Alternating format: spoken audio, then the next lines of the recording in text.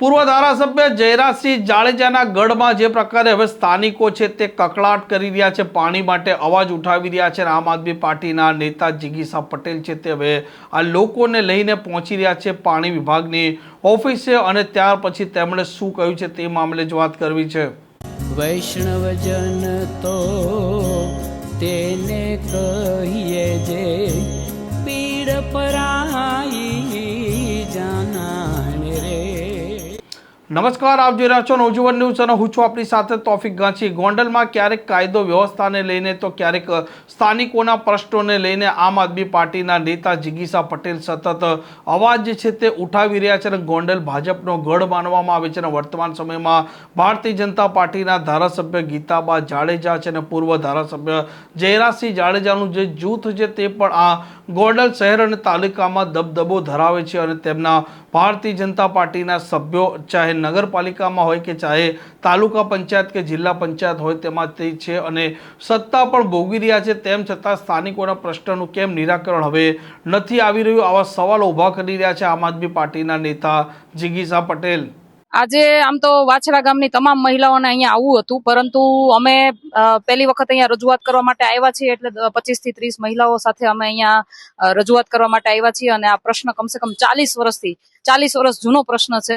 40 વર્ષથી ગામની મહિલાઓને પાણી નથી મળતું, અને જ્યારે પાણી વિતરણ કરવામાં આવે છે ત્યારે પણ 8 દિવસ 10 દિવસ 12 દિવસ નિયમિત રીતે પાણી નથી મળતું. અનિશ્ચિત રૂપે અનિયમિતપણે પાણી આપવામાં આવે છે. ક્યારેક તો રાત્રે પાણી આપવામાં આવે છે ત્યારે મહિલાઓ એકબીજાના ડેલા ખખડાવીને કીએ, જાણ કરે કે અત્યારે પાણી આવ્યું છે, તમે ભરી લ્યો. ત્યારે છે કે મહિલાઓ પાણી ભરી શકે એવી પરિસ્થિતિ છે. અને 8-10 આવી કાળઝાળ ગરમીની અંદર 8-10 દિવસે પાણી આવે છે, એનો પ્રભાવ કેવો હોય, એક પરિવાર કેવી રીતે અહીંયા પાણીનું કહેવાય ને કે કરી શકે એ તમે વિચારી શકો છો.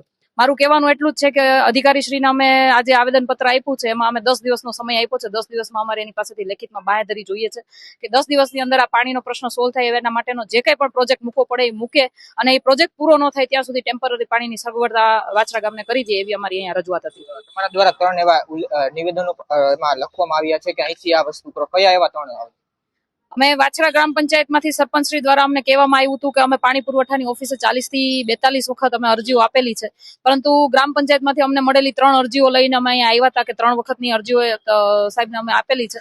એ સિવાય અમારા ઘોઘાવદર તાલુકા પંચાયતના સદસ્યશ્રી છે નૈનાબેન મકવાણા, એમની પણ તાલુકા પંચાયત સદસ્યશ્રીની અરજી આપેલી છે. સાથે સાથે અમારે જિલ્લા પંચાયત મોવિયાના જે છે આરતીબેન નરેશભાઈ જેતાણી, એમની અમે અરજી આપેલી છે. અને આમ આદમી પાર્ટીના નેતા તરીકે, ઉપાધ્યક્ષ તરીકે જિગીશાબેન પટેલ એટલે કે મારી પોતાની અરજી આપેલી છે. આવી રીતે 4 અરજીઓ અમે અહીંયા આપેલી છે. કહેવાનો મતલબ એટલો છે કે ગ્રામ પંચાયત થી લઈ તાલુકા પંચાયત, જિલ્લા પંચાયત સુધીના તમામ ઉમેદવારોને ખબર છે કે અહીંયા પાણીનો પ્રશ્ન છે. તો આ પાણીનો પ્રશ્ન સરકારશ્રી વહેલામાં વહેલી તકે સોલ્વ કરે એવી અમારી આશા છે. આવનારા દિવસોમાં જો આ પ્રશ્ન સોલ્વ નહીં થાય તો શું કરશો? આવનારા દિવસોમાં આ પ્રશ્ન સોલ્વ નહીં થાય અથવા તો અમને કોઈ બાંહેધરી આપવામાં નહીં આવે તો આજે અહીંયા અમે 25-30 મહિલાઓ છીએ, પરંતુ કાલ સવારે જો આ પ્રશ્ન સોલ્વ નહીં થાય તો અહીંયા વધુમાં વધુ જેટલી મહિલાઓ વાછરા ગ્રામની આવી શકશે એટલી મહિલાઓ, તમામ લોકો એમ કે છે કે અમે લોકો ઉપવાસ આંદોલન કરી અને અમારો પાણીનો જે હક છે એ માગવાના છે. પ્રશ્ન તો 40 વર્ષ થયા છે, અને 40 વર્ષથી આમ 8 દિવસે 10 દિવસે 12 દિવસે પાણી આવે છે.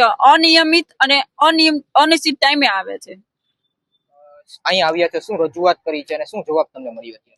અહીંયા આવીને અધિકારીશ્રીને આવેદન પત્ર આપ્યા છે, અરજીઓ આપી છે, અને અધિકારીએ એમ કીધું છે કે 10 દિવસમાં તમારો પ્રશ્નનું સોલ્યુશન અમે કરશું.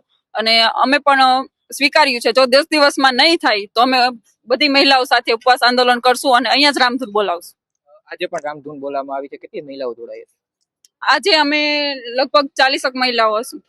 આમ જે પ્રકારે વાછરા ગામના લોકોને લઈને પહોંચ્યા હતા ત્યાં પુરવઠા વિભાગની કચેરીએ ત્યાં હોબાળો પણ ગ્રામજનોએ મચાવ્યો હતો, આક્રોશ પણ વ્યક્ત કર્યો હતો અને મામલો હતો પાણીનો. આ પ્રકારના સમાચાર માટે નવજીવન ન્યૂઝ ચેનલ સાથે જોડાયેલા રહો. નમસ્કાર.